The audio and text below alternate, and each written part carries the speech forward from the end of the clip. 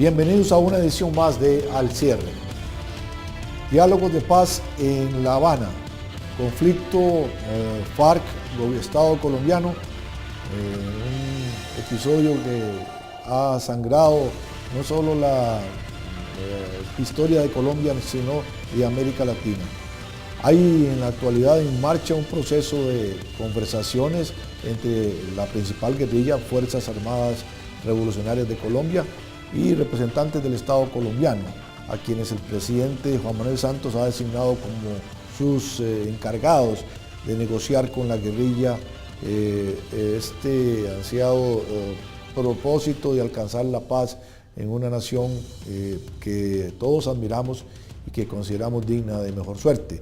No obstante, esta realidad encuentra objeciones de parte de importantes dirigentes de la oposición colombiana, quienes consideran que no transita esta negociación por los caminos más adecuados. Para ello tenemos aquí en esta edición de Al Cierre al senador José Obdulio Gaviria, senador del Partido Cambio Democrático, fundado por el expresidente Álvaro Uribe, y a quien le damos la bienvenida, don José Obdulio. Muchísimas gracias, Ricardo. Encantado de estar con ustedes. ¿Qué está mal en este proceso? Nosotros desde fuera, latinoamericanos que hemos visto, que admiremos, que queremos a Colombia, decimos, bueno, hay aquí un momento, una esperanza para que Colombia finalmente alcance la paz, pero hay sectores como el presidente Uribe que se oponen a esto. ¿Qué está mal? ¿Qué se está haciendo mal? Yo te diría, en primer lugar, que Colombia goza de paz. Si se ve cualquier indicador, homicidios, secuestros, extorsiones, etcétera, vas a encontrar que la media está por encima de la situación colombiana.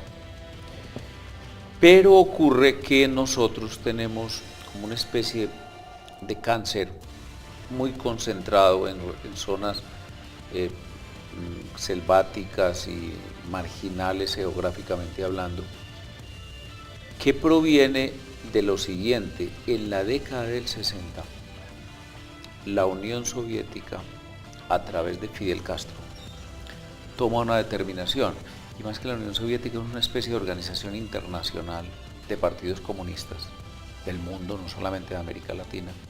Hola, se llamó la organización más influyente. Una de ellas, sí, claro, así es. Organización Latinoamericana. Hay que recordar, por ejemplo, a Che Guevara. Ajá. Y a muchos otros personajes. Deciden que la vía violenta para la toma del poder en países de América Latina es viable.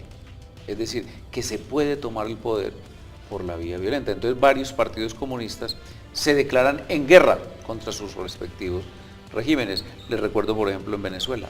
En Venezuela se fundó un partido, dijéramos una separación del Partido Comunista dirigida por Douglas Bravo, por uno de los actuales ministros del régimen de Chávez, Ali Rodríguez, y por un periodista muy destacado, hoy independiente, que es Teodoro Pekov. Y si seguimos mirando a Sudamérica, encontramos en todos los países un fenómeno parecido, con variables igual como la tiene Colombia, en Perú, obviamente en Argentina, en Brasil, en Chile. En Chile muy pequeña, porque allá lograron el poder a través de la vía electoral.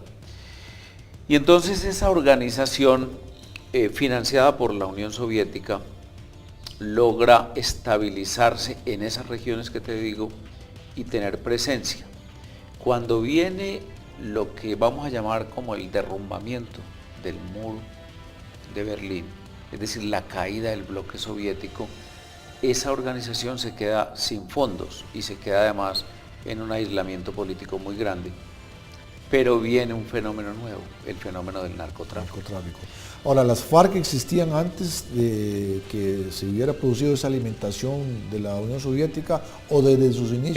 Eran una organización de autodefensa, así se llamaban. Hay un documento, yo lo tengo ahí en un libro de un tratadista norteamericano, firmado por Manuel Marulanda Vélez, Tiro Fijo, en el año 53. y a él lo acompañaba un señor Jacobo Prías Álape, que era el Marulanza jefe. no tenía ninguna formación marxista. Exactamente. Entonces ellos reúnen, los del Partido Comunista, reúnen campesinos liberales alzados en armas contra una forma de dictadura que hubo en Colombia hasta el año 1957. Y entonces ese levantamiento en armas es para la autodefensa, y así se llaman, Autodefensas Comunistas de Colombia. Y en el 64, a raíz del triunfo de Fidel y la expansión que ellos proponen, sobre todo el Che Guevara, la declaración de La Habana y todos estos factores La políticos. teoría del foco guerrillero.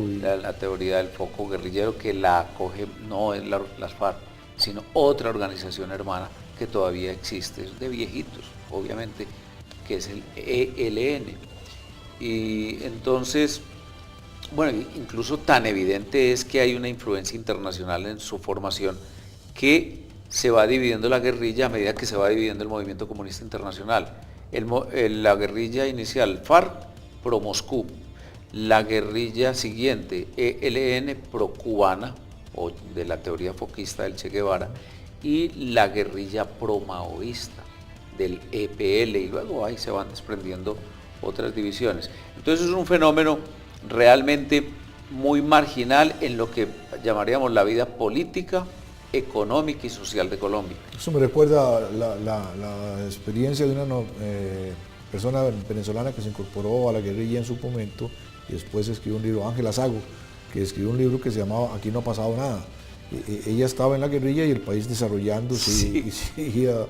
Sí, el fenómeno guerrillero venezolano para mí es el más interesante de todos, porque realmente era una guerrilla de total y absoluto contenido político, que simplemente da un viraje, y lo narra un gran tratadista de origen uruguayo, pero nacionalizado venezolano, Alberto Garrido, en Chávez con uniforme, y es que la guerrilla, al desmovilizarse, la de Venezuela, decide crear dentro de las Fuerzas Armadas de Venezuela una organización para la toma del poder, con el propósito de crear un régimen marxista. Permítame interrumpirlo, vamos a ir a una pausa. Cuando regresemos, quiero que analicemos la condición actual de las FARC y por qué el gobierno de Santos decide ir a un diálogo con este grupo político. Vamos a una pausa y regresamos con ustedes en esta edición de Al Cierre.